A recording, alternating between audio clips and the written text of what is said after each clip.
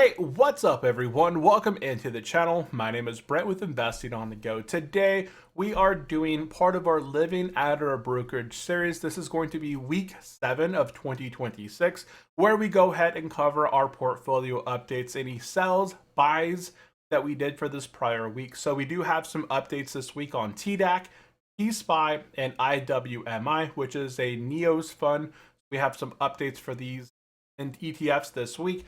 And then at the last second, fourth, we're going to go ahead and go over the updated journal and dividend portfolio, showcasing what we did when we sold, when we buy, how many shares we acquired extra, the difference on our monthly income, yearly income by each trade that we did, and go over that. If you guys have any questions at any time, please drop them down in the comment section down below. I would really appreciate it. And if you guys are brand new here to the channel, I would really appreciate if you go down below, hit that subscribe button, hit that thumbs up, and also check out the pinned comment. There is a link to join the Discord server completely free if you guys are interested to join in, share some information or ask questions in there. And with that said, let's go ahead and get into number one, our week 7 TDAQ update. So heading over into our TDAQ, we did do a sell early on in this week on the 9th of February. We sold. So if look at the 5-day here on the 9th, which took place right in here. The market rallied up near highs, well, semi-highs. We were within 0.5% of the S&P 500, hitting all-time highs. So what did I do? I went ahead and liquidated out of a few positions. You'll see that across the board. But right now we'll focus on TDAQ. So TDAQ, I went ahead and liquefied my entire shares of TDAQ, 3,789 shares at a sell price of $25.61. So here I went ahead and just kind of showcased the total amount of equity that we sold out of with this position and the shares that we sold out of with. Then another day went through, and what took place, right? I kind of sold off at these all-time highs. I waited a bit, essentially, for a bit of a pullback. There's a lot of volatility out there in the market right now, a lot of uncertainty between AI, tech, software, tariffs, internationally with other countries. And there's a lot going on there. So there's definitely some room for volatility to take place that would either draw the market down a smidge or a substantial amount. Well, on the next day after, on Tuesday, the market did do a bit of a pullback. So I went ahead and purchased back into the market. And when I sold out of those 3,789 shares. And when I bought back into the market, I went ahead and picked up 13 additional shares. Essentially, I spent less equity. I spent about $10 almost less, but I was able to pick up 3,802 shares, a difference of 13 shares. But I continued to do this, right? The market, again, kind of pulled back up on the 11th. We saw that little pop back up. So once again, I went ahead on the 11th and liquidated out of these holdings. So here, I sold at 25.61. I rebought at 25.52. The market popped back up. I sold again at 25.58. So from 25.52 to 25.58, I went ahead and liquidated a few shares here. It doesn't seem like a lot, but it does make a bit of a difference with the amount of shares that I'm kind of moving.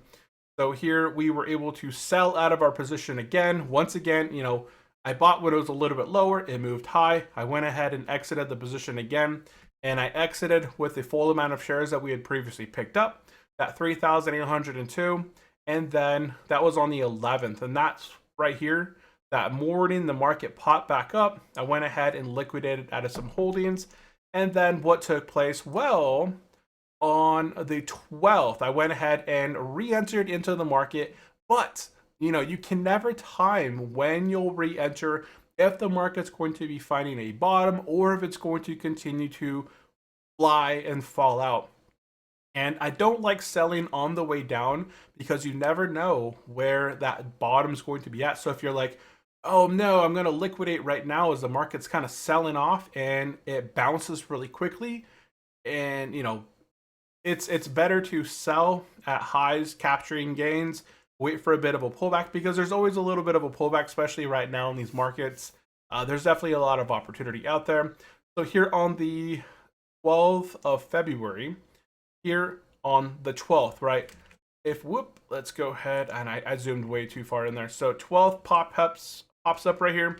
Market started higher on the day and pulled back. It pulled back a good amount. Usually I like to see a pullback of anywhere from around like 0.15% before I'll buy back into the market. So I had sold out, and the market pulled back 0.15%. And at that time, I was like, okay, we went ahead and re-entered at 25.47. So if we go over to TDAQ here on the 12th, which is right here, market pulled back. There's that pullback. It pulled back all the way down, almost a 0.5% on Tuesday right there on the 12th. So at 25.47, I didn't quite. Oh, I did essentially get this little bounce right here. I entered here at 25.47. The market began. It was looking like, I wasn't going to aim for these lows down here the previous day. I didn't think it would hit down here, but I went ahead and entered. I set a limit price right in this range. It hit 25.47. I re-entered into the market. I bought additional 18 shares, and then after that, the market sold off very heavy, just within 30 minutes or so. It says about an hour and a half, the market had sold off an additional 1.5%. So during that fall, I didn't know where the bottom was going to be at, right? It actually fell through quite a few support areas during that fall, and then eventually found a bit of a bottom. And I don't want to obviously sell at lows. It's better to sell at highs and re-enter lower, as I previously did. So without knowing, I didn't do anything. I just kind of kept, and it's been fine, right? I did lose a smidge from where I re-entered to obviously where it's at now. I'm down 1.42%.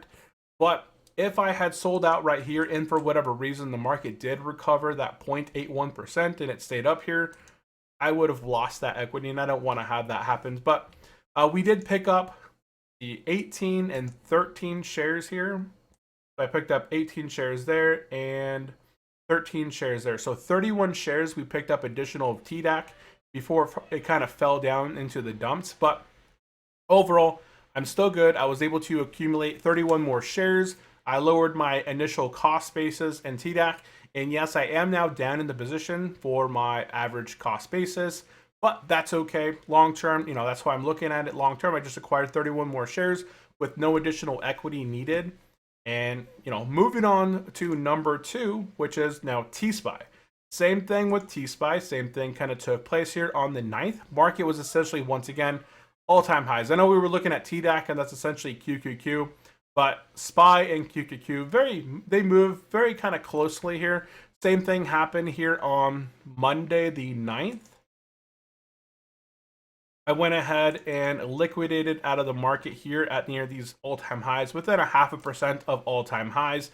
I went ahead and liquidated $100,000, $153. I liquidated 3,948 shares out of TSPY. And then once again, same thing happened on the next day during that dip. So here is the 10th right here. Market pulled back. Here I liquidated from up here. Market pulled back. I went ahead and re-entered, and I made a difference of 14 additional shares in TSPY. Once again, market on Wednesday, I believe it was. Wednesday, market popped back up. I went ahead and once again liquidated out of my 3,962 shares right here. I went ahead and sold out $100,040.50 of my 3,962 shares of TSPY. And then I'm just kind of seesawing. I'm just taking advantage of the market volatility, bouncing in between these areas. So I went ahead and sold the new accumulated shares. And then once again, same thing happened on the 12th right here. When that volatility hit, market recovered a bit, but it pulled back. I always like to kind of wait for around a 0.15% pullback, and then I'll just buy back in with getting additional shares. I don't like to go too extra, because if you wait too long, you either miss the bounces. So we got 8 additional shares through here. So first time I got 14 additional shares, and then I did the exact same thing.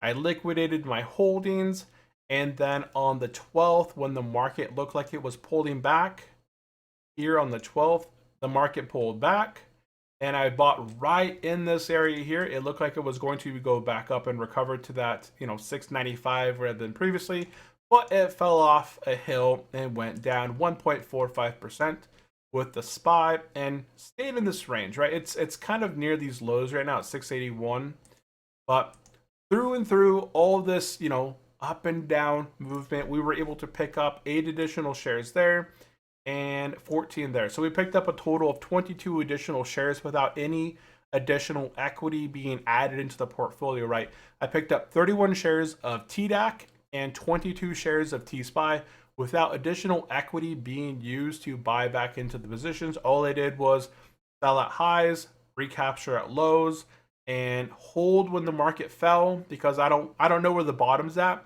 So I don't like selling on the way down, because you never know where it's going to either stop and recover at. So I like to sell when there's nothing going on. It did happen. And that is number 2. So we picked up 22 additional shares of TSPY, 31 additional shares of TDAQ, and then our IWMI. I didn't get the best luck in this one, honestly. If I had held out a little bit longer, it would be a much different story. But here on Monday, once again on the 9th, I sold out my 2,081 shares of Russell 2000 IWMI. This is at Neos Fund. I didn't get much of a difference here. I re-entered essentially with the same amount of equity here. Let's go ahead and put dollar signs on those. You can see here I spent $2 less, but I picked up 2 additional shares, which really just saves me what, like $100 here. $100 saved on IWMI. Lowered my cost basis a bit on that position. Here I lowered my, let's see, this is 22 times 25. 22 times 25 is around 400-ish plus dollars that I was able to, not the difference there. And then 31 times 25 is a little bit over $500 for this position, just in swings or so. But all in all, I think it went well this week. Obviously, it could have been a lot better if I had not bought right here and just gave it a little bit of time. The only difference here, it was about 30 minutes worth. I told my wife this thing too. I went out, like, I re-entered. I was able to shave off around 0.15 or 0.5, or about, I forgot what the percentage was. Let me go look really quickly here. So TDAQ, for example, it was the second sell and re-enter here. So let's go down to number 2. I sold at 25.58.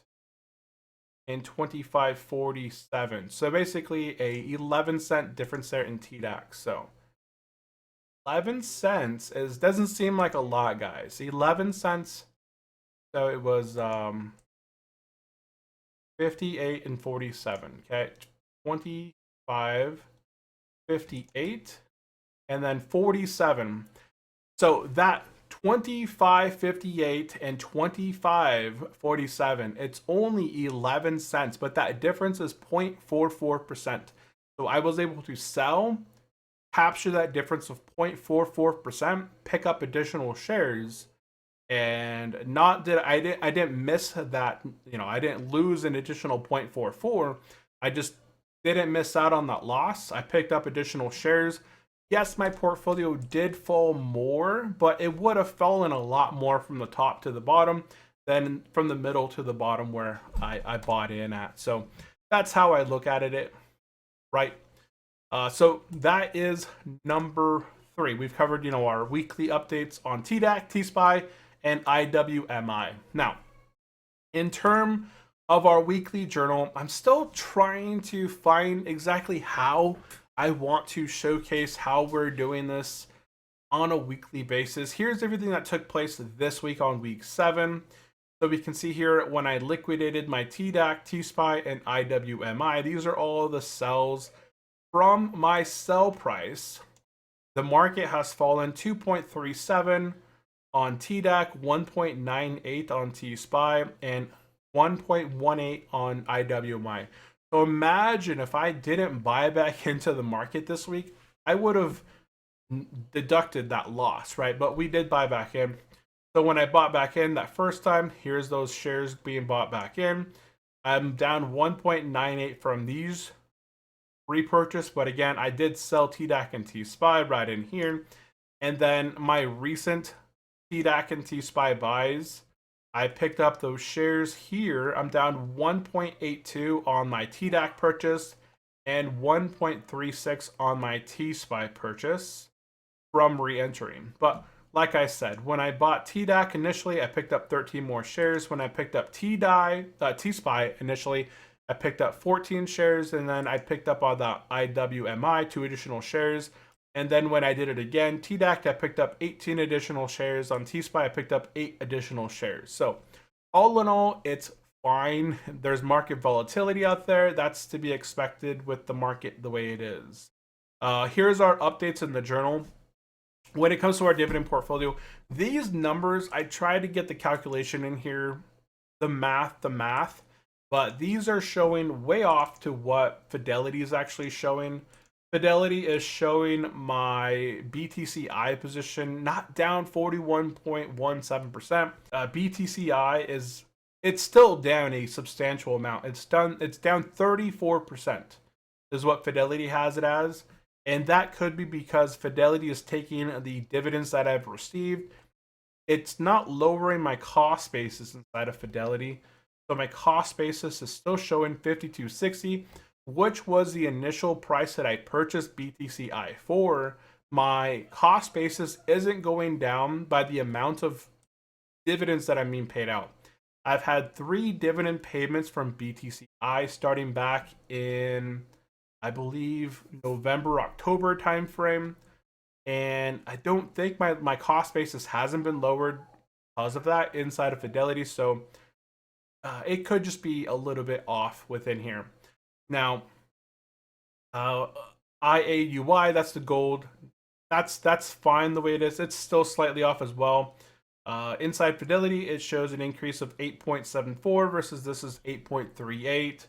This is down 1.08. That's correct. This is showing, and here it's down 7.17. On my side, it's down 6.91. But again, it doesn't lower my cost basis in here by the amount that gets paid out. So the share dividend gets paid out, and then the cost on the price goes down by 0.3741.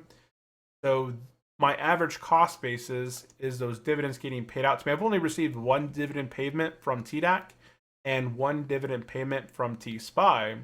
But as we move forward, I'll maybe have my average cost basis that Fidelity shows me, and then have an adjusted cost basis in here. Every time that the dividend gets paid out from the share price, maybe I will lower my own cost basis down in here. I'm not sure how to kind of showcase that, but that's just something to look at going forward. Right now, I'm not too worried about all this. Here is our new changes for, let's see here, 212. Yeah, here's the new updates for this week. So right in here, TDAQ, during our, during the selling, the buying, the selling, and the buying, we picked up 31 additional shares of TDAQ. We went from 3,789 shares to 3,820 shares of TDAQ. Our initial monthly income from just TDAQ alone was $14.17 a month. Due to the additional shares with the same amount of equity that I was able to recapture more shares with, our income went from $14.17 to $14.29. Our monthly income went from $42.87 to $42.99. Our yearly income went $51,455 to $51,494. So my TDAQ selling and buying increased my yearly income by $139.16. With TSPY, the exact same thing happened within here. I had 3,987 shares and 50.556. I did have some dividends that were paid off in Robinhood, and those dividends were reinvested over on Robinhood. I had drip enabled. It reinvested the $12 or $13 of dividends that were paid back from TSPY back into TSPY. So I picked up 0.47518 shares. And then when I was doing the selling and buying over on Fidelity, I picked up those 22 additional shares. So that brings my total shares of TSPY up to 4,010.03. So that increased my monthly income from TSPY from 1205 to 1212. My monthly income went from 42.99.58 to 43.06.38. My yearly income went from 51,594.99 to 51,676.52. So that TSPY changing and selling and rebuying increased my income by $81.53. And then IWMI increased only by 2 shares, and those 2 shares increased my yearly income by $14.37. So just within week 7 volatility of selling and re-entering and rebuying with the exact same amount of equity, I didn't add any more equity into these positions. I increased my annual income by $235.06. So with no changes to the amount of equity within the portfolio or within the holdings, I was able to make a difference of $235.06. I am still lower than I was back in January because of I did sell and the market quickly recovered and I entered in at a higher buy price. So I'm still not all the way back up to my $51,863.03, but I'm within a couple $100 away. So if market volatility climbs back up and I'm able to reaccumulate more shares, and then the market kind of sells off again and I'm able to kind of re-enter at a lower price, then we'll be back to where I was initially. Right now, I'd like to get up to $52,000, which I'm sure we'll get to here very, very shortly. So definitely stay tuned, subscribe, follow along as we hit $52,000 of monthly income, just using, the NEOs and the TAP Alpha funds, if you guys are interested in those. So guys, that is going to be it for this video. Essentially, during week 7 of 2026, I increased my yearly income by $235. Who can say that, right? Can you go out there and increase your income on a weekly basis by $235? Let me know down in the comment section below. Hopefully, we can increase our income going into week 8, but we'll see how the market goes this week. I don't like to sell when the market is low because the market can quickly fly up. I always like to sell high, wait for a little bit of a pullback of anywhere from 0.15% or so, then re-enter, accumulating additional more shares, and then lowering my cost basis percentage. So that is it for today's video. If you guys have any comments or questions, drop them down in the comment section below, or join the Discord server in the pinned comment down below. If you guys enjoyed the video, definitely subscribe. Stay tuned for additional videos. Hit that thumbs up. Helps the channel out and helps others see this content as well. And that is it for me. Thank you all for tuning in. I will catch you guys in the next one. Bye-bye.